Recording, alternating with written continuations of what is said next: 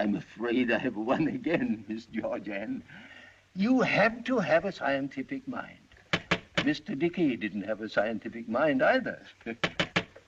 Now, who can that be sticking his nose in?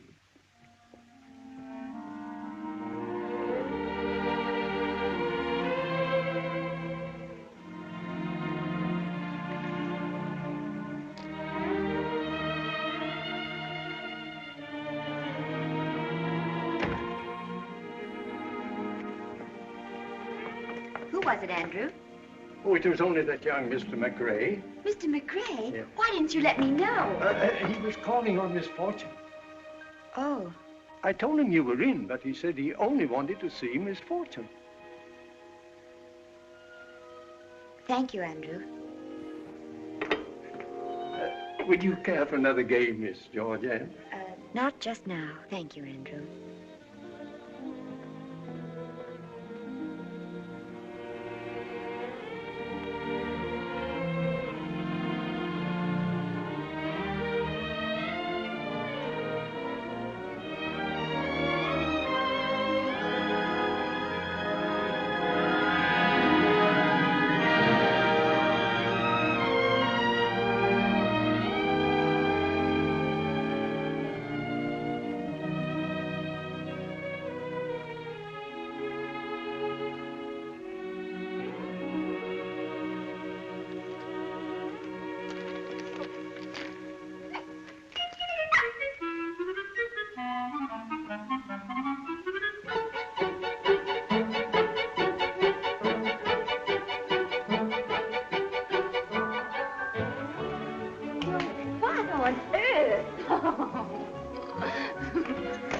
Isn't she a dream? My name is Jane of Aylesbury, and her father's a champion, you know. You get this horrible monster out of here before Miss Ellen comes home. Oh, but she's for Miss Ellen. I got her for Miss Ellen. And I'm paying for it out of my own salary. Think of that. Oh, how wonderful of you, Rick. Are you sure she wants one? Sure. My salary is too small to waste if I weren't sure. Oh, of course. I thought for a moment... Well, good work, Rick. Congratulations. Oh, I didn't mean... What, Rick? What didn't you mean? Well, I mean, I didn't want you to think I was getting soft all of a sudden.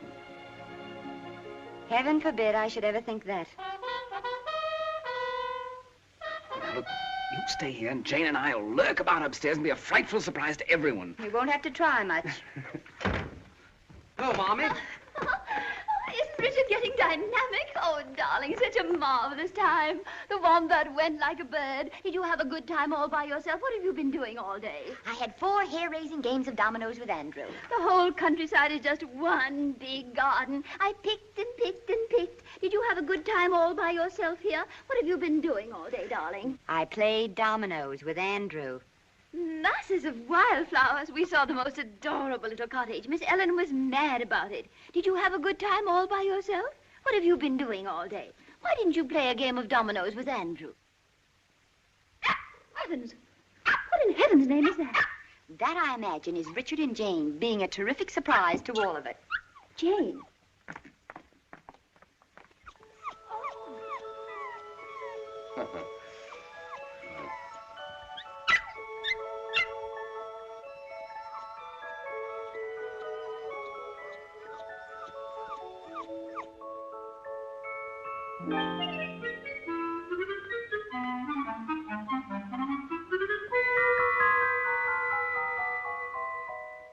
It can't be very amusing for a young girl to be spending so much time with such an old lady. And oh, my dear, I'm frightened. Frightened, Miss Ellen? Now that you're all doing so well, I'm frightened you'll want to go away and make a home of your own. Would you rather we didn't go? Oh, my dear, if I only knew you'd be with me when... I'd never be afraid again. We'll stay with you as long as you want us. Oh, if you could only promise me that. I promise.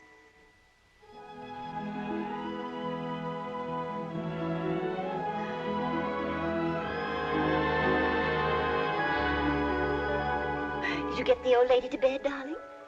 Yes. She made me promise that we'd never leave her. Sometimes, Georgianne, I don't know where you get all your cleverness. Certainly not from me. I guess the Sahib has more brains than I ever realized. I don't know that we've been so clever, though, Mommy. We haven't been getting on very far with the will. I'm beginning to think perhaps we should give up the whole idea. Georgianne! Well, I just mean, well, we might get along better if we thought up some other plan. But this is a lovely plan, and we're getting along beautifully. Poor darling, you're discouraged. You've worked so hard on it. But it'll come through. We'll get the old lady yet. All right, Mommy. Forgive me. Forgive her? Now, what does she think she did?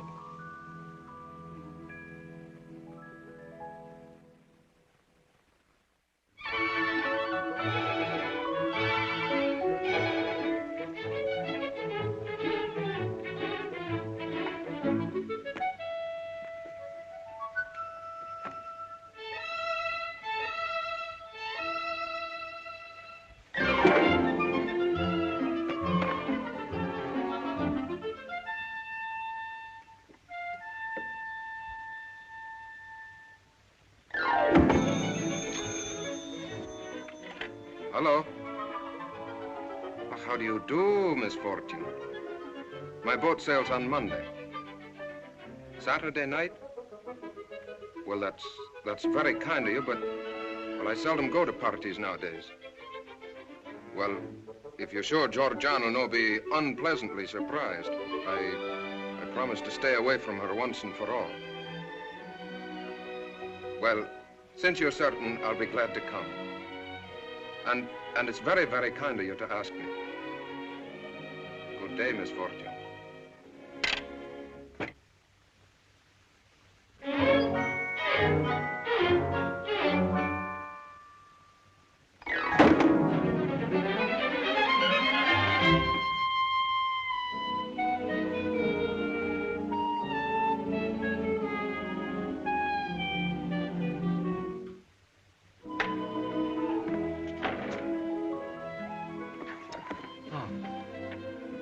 I thought I told you an hour ago I didn't need you any longer.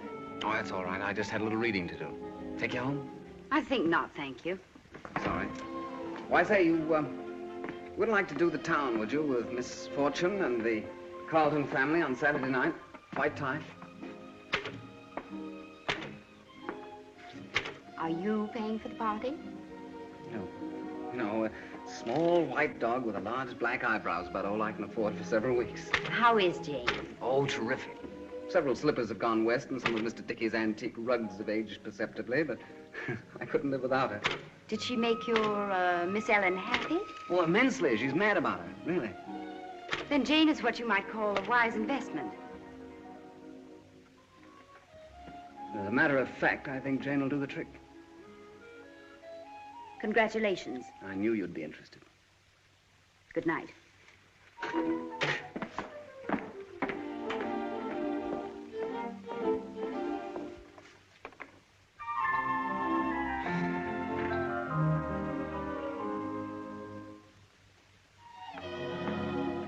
If you'll pardon my curiosity, what are you reading? Oh, this? Just something I picked up. I'm trying to find out why grown men waste their time being engineers. When they can be heirs? Exactly. By the way, the boss said the suggestions you made for the new building were not half bad for an amateur. Did he? Not really. Of course, that doesn't mean anything to you. Oh. It's always nice to make an impression on the boss. Mm-hmm. Well, good night. I suppose you think I couldn't be an engineer if I wanted to. Well, there wouldn't be any point to it, would there? You'll be able to buy and sell engineers one day. Yes, I suppose you're right. On second thought, I think I will go to the party with you Saturday, if the invitation's still open. Still open? Oh, it's you or no one. I have an idea about you, but it still needs just a little more work. Good night. Night. This type of motor uses a delayed combustion design or method. And that means exactly, Well, putting it quite simply, sir, that means that the cylinder head is recessed to receive the patented shaped piston, which closes off the valve area from the combustion chamber.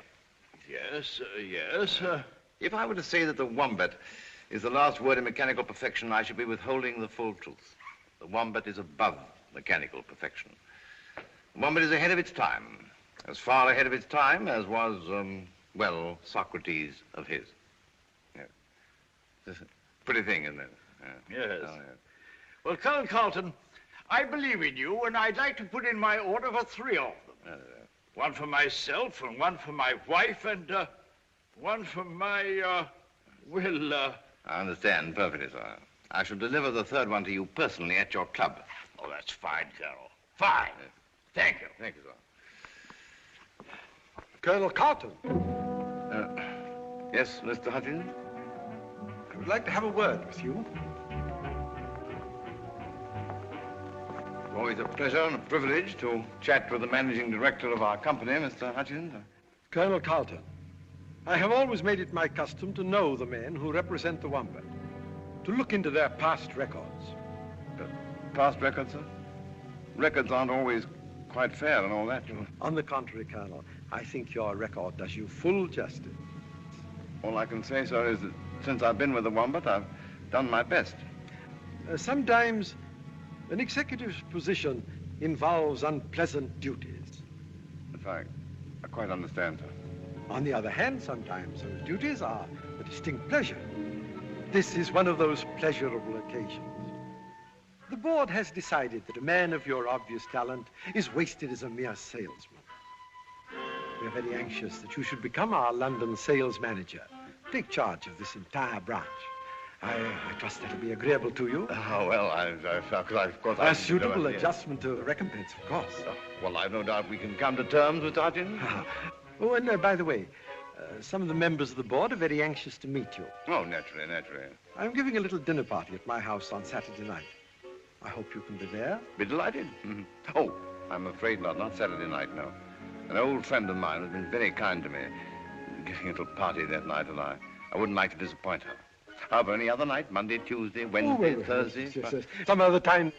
Good night. Good night. Oh, by the way, may I suggest that you take things a bit easier? Oh, we can't afford to lose you, you know. Oh, indeed, no, sir.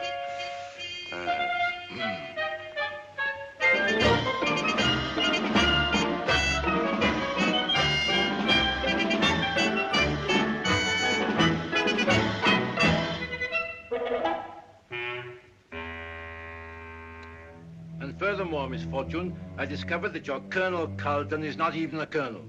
He's nothing but a common adventurer and a card sharper. He and his family are well known on the continent as fortune hunters. They were last heard of when the son nearly took in a wealthy young American girl. They were asked to leave. How sad Sad? that such fine people should be reduced to such an existence. How cruel life must have been to them. But you don't understand, Miss Fortune. They're not fine people. They're little better than criminals. And they're in your house now, living on you, sponging on you. Who knows what plans they may have against you? Now I understand so many things that used to puzzle me. Little glances they exchanged, little embarrassments they had, times when they were hurt, and I never understood why. Oh, I wish I had known sooner. I could have spared them so much. But you must get rid of them, Miss Fortune. They'll take everything you have. Oh, I'm an old woman, Mr. Anstruther, a very old woman who has led a lonely, useless life.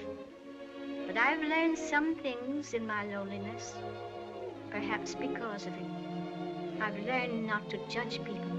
I've learned to take them as I find them, not as others find them. And most of all, I've learned to give complete and unquestioning faith to the people I love. I shall say no more, Ma'am.